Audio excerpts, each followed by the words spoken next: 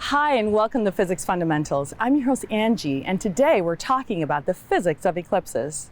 We're recording this episode at the LAD Observatory on Brown's campus.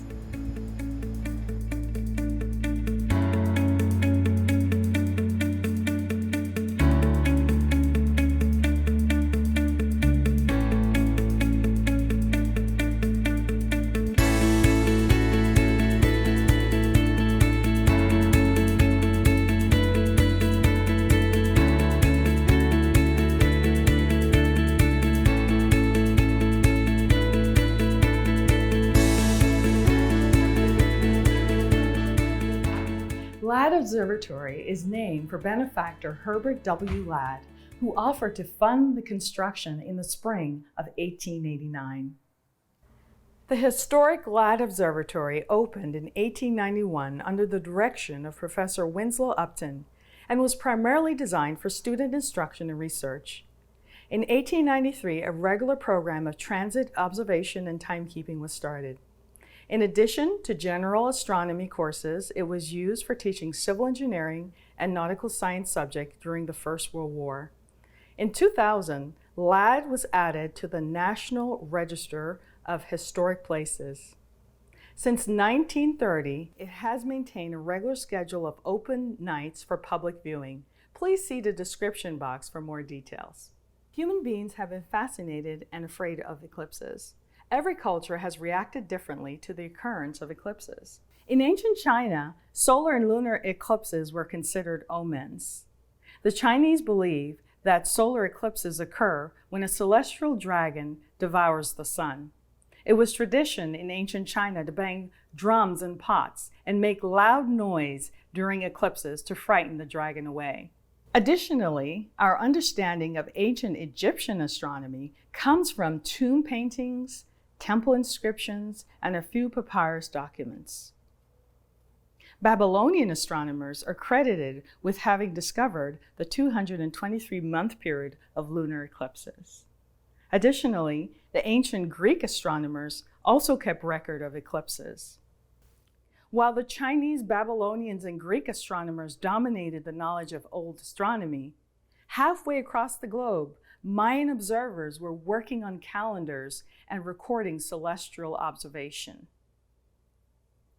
Additionally, some of the most elaborate myths regarding eclipses can be found in India. The oldest reference of eclipses in India is the Rig Veda, around 1200 to 1500 BC. But the most noted solar eclipse is the 1919 eclipse, which made Einstein a science celebrity. The eclipses presented a rare chance for verifying one of the essential consequences of general relativity, the bending of light by gravity.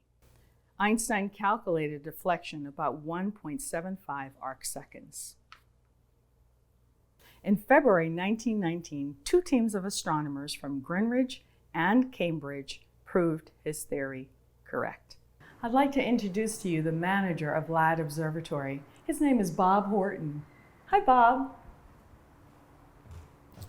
Hi, Angie. What do you have there? Tell us about your telescope. Well, I was just outside looking at the sun with this. And this is a very specialized telescope. It's made only to look at the sun. It has a filter in it that protects your eyesight. And you can see some really cool things that look like flames on the edge of the sun and the sunspots. And we'll be using this telescope to look at upcoming eclipses. So how can you safely observe a solar eclipse? Well, you're best visiting an observatory that has equipment like this. You can also buy what are called eclipse glasses that you put on your face and just look up in the sky. And that will block out a lot of the light and make the sun comfortable to look at. Thanks, Bob. Now we'll take a question from a student named Lily. Lily, what's your question? Hi, my name's Lily and I'm 13 years old, and I have some questions about eclipses. My first question is, what is the physics of eclipses, and what is the difference between an annular and a total eclipse? Thanks, Lily. I know someone that can answer your question. His name is Jan Dell'Antonio. He has a passion for research and understanding the universe. He loves to teach and share his knowledge of physics. Jan?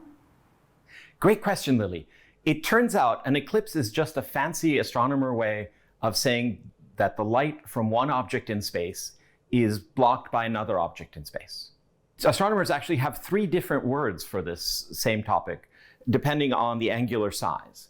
The angular size is how big something appears. We all have this impression of how big things are based on how far away they are, that things that are further away appear smaller. And the angular size is just a measure of how big things are. When one object is much bigger than another object and blocks the light, we call that an occultation. When the object, so that happens, for example, when the moon passes in front of a star. When the object is much, much smaller, so when Venus or Mercury pass in front of the sun, we call that a transit. When the 2 objects are the same size or similar size, we call that an eclipse. Angular size is just a measure of how big something appears to us. We all know that things that are further away appear smaller. And so the angular size depends both on how big something is, say in meters, and how far away it is from us. When the 2 objects are of similar size, we have an eclipse.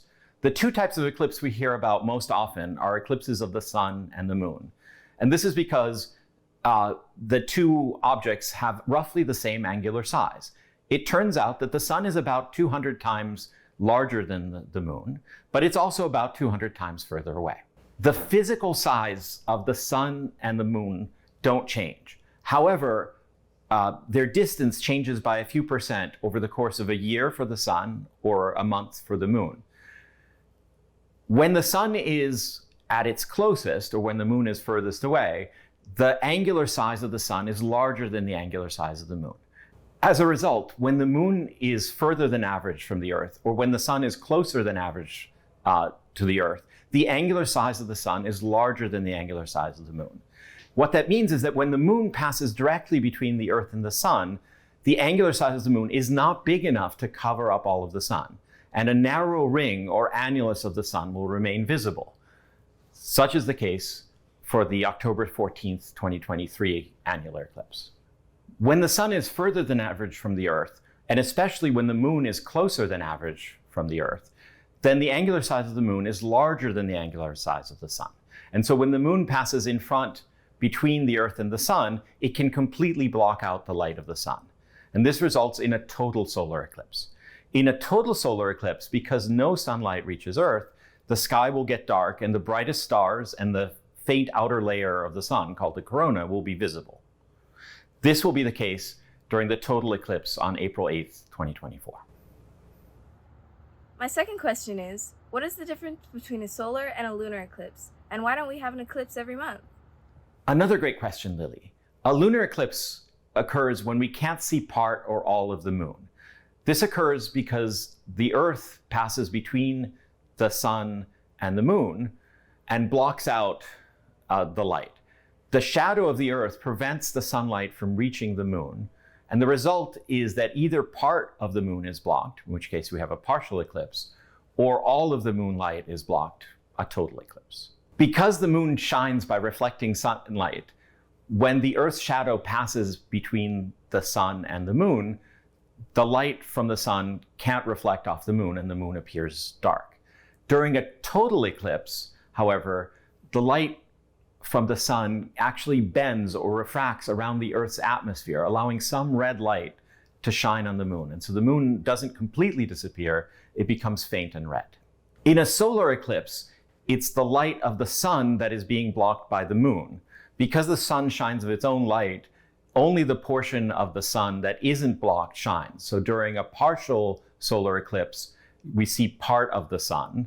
And during a total eclipse, we block out all the light of the sun. The reason we don't have an eclipse every month has to do with the different tilts of the planes of the orbit of the Earth-Sun and Earth-Moon systems. When one object in space orbits another, they don't move randomly. The motion is in a plane, and when one object orbits another, the orbit is an ellipse. That's the reason why the angular sizes of the sun and the moon appear to change as seen from Earth. As it turns out, the moon orbits the Earth in a plane that is slightly tilted relative to the plane in which the Earth orbits the sun. This small tilt, about 5 degrees, makes it so that when the moon passes between the Earth and the sun, sometimes it's a little bit above the sun and sometimes it's a little bit below the sun as seen from the Earth. Thus, the shadow cast by the moon or the Earth doesn't hit the other body, and the result is that we don't have an eclipse. However, about twice a year, the Earth, sun, and moon all do line up, and we have an eclipse. Because the Earth also turns, the part of the Earth that's under the shadow isn't always the same. And as a result, eclipses are fairly rare for any part of the Earth, and that makes them a very special occasion and one to pay attention to. However, it's very important not to look directly at the sun. The sun is very bright, and even looking at it briefly can damage your eyes. In order to look at the sun safely during a partial eclipse, you should acquire eclipse glasses. These are special glasses made out of mylar or black plastic that block out almost all the light of the sun, so that less than a part in a million of the sun's light passes through, and that makes it safe to look at. Do make sure that the eclipse glasses meet the standard certification ISO 12312-2 so that they are safe to look at the sun with. Another safe way to look at a partially eclipsed sun is through a projection system in which the light of the sun is projected onto the ground or to a piece of paper. This can be done through a projection telescope, through a pinhole, or even through a colander. Even though we can study the corona anytime now through satellites, eclipses are still scientifically interesting. There are many meteorological and ecological studies that can be made studying the effects of the eclipses on the atmosphere or on the animals that experience it. But for many people, it is the experience of actually witnessing the eclipse and standing under the darkness that happens during the day that makes it such a memorable experience. Thanks for watching. I hope you learned something new today. If you have any questions, please email us at physicsphundamentals@gmail.com. Bye for now.